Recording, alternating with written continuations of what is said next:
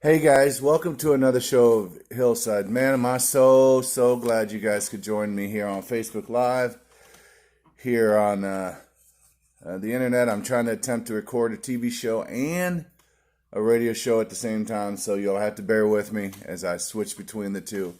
But man, today is such a beautiful sunny day. It's just nice to see in the midst of this chaotic, unchanging, unchanging world that we can still we can still have such a beautiful day out here. It's wonderful out here. I love it. If I've been outside already, it's the area feels good. I went outside. There were some kids playing in their backyard. Just reminding me that no matter how big the chaos is, life can still go on. Life can still exist. Life can still grow because we're humans and we were designed that way. We weren't designed to be huddled up in a house or huddled up away from each other. We were designed for community, and we were designed to enjoy this creation and this life. And it's just, I enjoy it. I love it. I'm excited. I'm going to go for a walk with my wife later. We're going to hang out, enjoy this day. We're on vacation this week, so we get to just kind of hang back and hang out a little bit. For those of you who have to go to work today, I just pray safety for you guys. And also, I pray that you guys don't have a spirit of fear, that yes, in this time we need to take precautions, but that doesn't mean we need to completely shut down either. And, reach out to those neighbors and friends that that may need some extra support, that may need some extra help. We live here on a cul-de-sac that have a lot of older neighbors. We're checking in on them, texting, seeing how they're doing, seeing if they need anything. A dear friend of mine is at home sick, texting her, checking in on her, seeing how she's doing. Just because we're shut in doesn't mean we have to be shut out. And it's just amazing how life just seems to mend itself, and just keeps going and going, and we just got to keep pressing on and just enjoying life and carrying on and sharing each other's company, whether it's here online, through a text, through a phone call, through anything. We've got to try to stay connected in this because the longer we feel isolated and feel apart from each other, I don't want that to become the norm.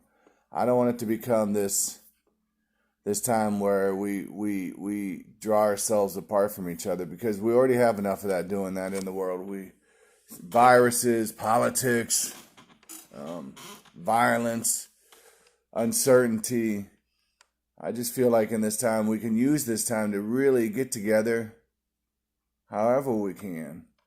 I know a lot of the restaurants are closed, and a lot of the workers that we know, the servers that we know, are probably not making any money. But my wife and I decided that we have a budget every year, every month, and whatever the excess out of each line item that we don't use this month, we're going to take that. We're going to donate it to some of the servers that we know that are struggling, that are hurting, and I encourage you guys to do that. If we all just gave $10 in this community, $10 to somebody or to a fund or whatever, and it went to the elderly and it went to those who live paycheck by paycheck. What a blessing this could be. We could take this time of uncertainty and make it a time of certainty for somebody who's saying, I don't know if I'm going to have enough food for the week. I don't know how I'm going to get food. I don't know if I can go outside. I don't know what I can do. We can be that conduit of certainty in somebody's life. We can walk with them, even if it's not physically. We can walk with them spiritually. We can walk with them mentally. We can walk with them in love, even if it's socially distant. We can still walk with people in love. We can reach out to them and say, "Hey, is there something you need?" The homeless population in this community, probably one of the most vulnerable segment of our community. What can we do for those guys, the elderly in the nursing homes? I know that they're not allowing visitors right now, but a phone call goes a long way. I have a bunch of uh, uh, uh, friends that I'm gonna call later and just check in and just say how you doing. Tell them a joke. That's me. I like to tell jokes and try to cheer people up. We all have talents. We all have that moment where we can reach out and call somebody and just realize that just because like I said, just because we have to be shut in doesn't mean we have to be shut out of each other's lives. We can we can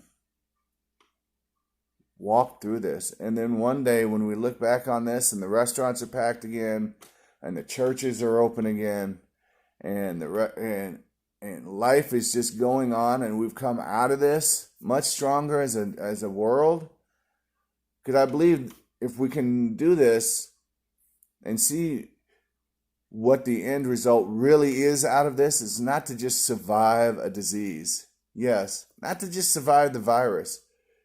That is one aspect of it. But also I feel to come out as a better community, as a better country, as a better world, and realize that no matter how vast this world seems and how big this world seems, it takes one microscopic virus to make us realize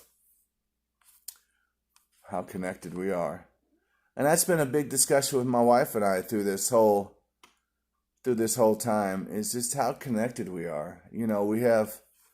Doesn't matter what religion you are, doesn't matter what political side you fall on, it doesn't matter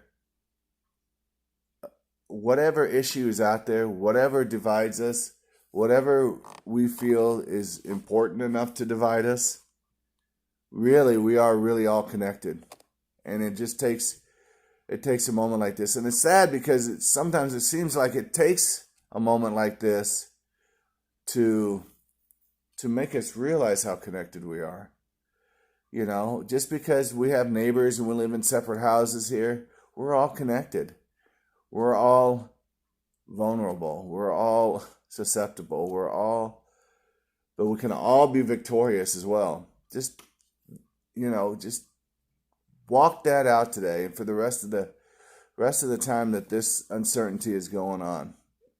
Just walk these out that one, we can still love people even if it's from a distance. We can still support people even if it's from a distance. Like I said, there's so many in this community that are living paycheck to paycheck, that are sitting at home right now going, oh my gosh, how am I going to feed my kids? Oh my gosh, how am I going to take care of myself if I get sick? How am I going to take care of my family if I get sick? Single mothers out there struggling, wondering what's going to go on. We can reach out to them. Elderly in nursing homes and at home, locked in, not knowing how or when they're going to be able to go get food.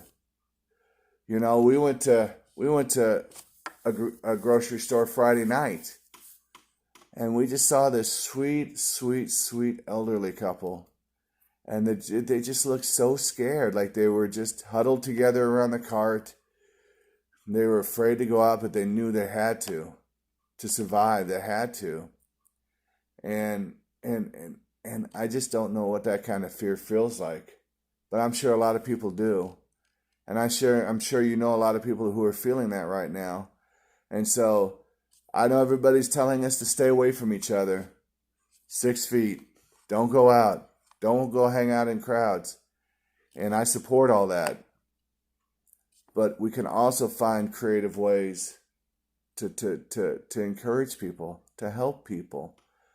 You can call somebody and say, hey, what do you need? And if you can't go to the store, Amazon's a great place. There's all sorts of places online where you can order stuff and have it delivered.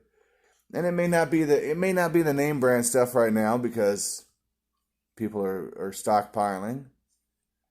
But you can still find stuff to get by, to get through. And you can do that for people. And this time we can't be picky. My wife and I have talked about that too and said, if it comes down to it, if If the stuff that we aren't like, we'll get the opportunity to try new stuff. To try, a new kind of vegetable that we've never tried before, if that's all that's left, or just anything. It doesn't have to be a shutdown. It can be a moment to really live life and still live life and live life abundantly. We don't have to. We can live life abundantly in the simple things too. In the simple times. If we have to scale back for a while, that's what we have to do.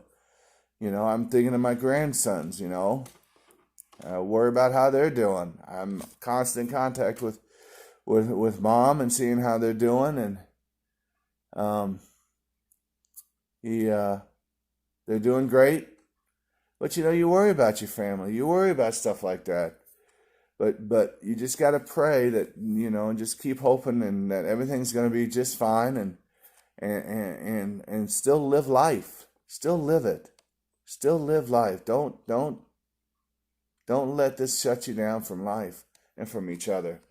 We just got to keep reaching out. Our church went online Sunday, and at first I was bummed. I was like, man, I'm going to miss everybody. I'm just going to miss it. But you know what? When my wife and I had worship together and we watched the sermon online and we sang the songs together in our own home, man, that was powerful for me. I'm not saying I didn't miss my church family, didn't miss our fellowship, but I'm telling you, when it was just me and my wife and God, man, it was powerful. It was just amazing. And the words of the sermon rang truer, and the words of the song rang truer, and it was just amazing. It was like God was in our house, and he was worshiping with us, and we were worshiping him. Isn't that amazing that when we worship God, God not only enjoys the worship, but he worships with us? He enjoys the laughter. He enjoys the joy. He enjoys the peace of the moment and the happiness of the moment. And like I said, with this uncertainty, we can still find joy. We can still find happiness in this moment, in these times. We just got to get creative. We've got to find ways that we've never ever thought of before to stay connected with people. Because that's the key here. We've got to stay connected. We can't just hibernate for 2 months and then come back out. We've got to stay connected because with anything, when you've been away and you're not really connected to it for a long period of time, you lose interest, or you lose you just lose that momentum, and there's so much good momentum going on in this world that I would hate to see this virus just destroy that sense of humanity that we all have, that sense of community that we all work for and we all strive for. We all want community. No matter where we're at in this world, we all want community. We all want friendship. We all want that connection. But if we just stay at home and we don't reach out, how are we making connections? We're not. We're losing connections. And God called us to not have a spirit of fear, but to just proclaim boldly to your neighbors and to those that I love you. I'm going to look out for you. I'm going to do what I can to help you. Whatever you need. This should be a whatever you need situation. That should be our motto. Whatever you need should be our motto in this time. We should extend the same grace and compassion and love that Jesus gave us in this time. I know a lot of elderly people in my life. I know they're struggling. They have fears. They have doubts, and we're just trying to help calm that. It's a tough time, but I know we can get through it, and I know we can get through it together. And I want us to look back after this time and say, man, what a great time I had blessing so and so. Man, what a great time. I remember I got to help so and so. I remember that connection I made with so and so. Instead of after this being, "Whew, I'm glad we all survived that." I will be glad we all survived that. But I want the message to be, I want the remembrance of this time to be, man, how did I help somebody else? How did I help them? And by helping them, it helps us. It helps us to stay refreshed. It helps us to feed on that love that's inside of us, to grow that love that's inside of us, and just celebrate. When that day comes and the all clear comes, man, I would love nothing more to see people out in the street rejoicing with their neighbors, rejoicing, filling up those restaurants, filling up those establishments, fill up those businesses that are ultimately going to be hurt by this the time that we're in. Fill it up, pack it out, pack the streets, pack the buses, pack life back into that desolate time that we're going through. Pack life into it. Just overflow it with life. And I'm excited that I got to spend a few minutes with you guys. I love each and every one of you out there. I wish you guys the best. And I'm saying it here.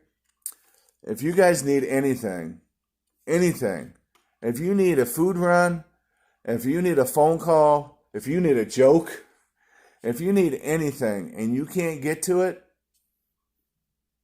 message me, call me, text me, and I'll be that James Taylor song. If you need a friend, I'll be there. If you need food, I'll be there. If you need a situation, I'll be there. If you need anything, I'll be there. And that's the way our battle cry should be right now in this time of uncertainty with this virus. Is to those who are struggling, to those who are hurting, to those who are doubtful, I'm here for you. Whatever you need,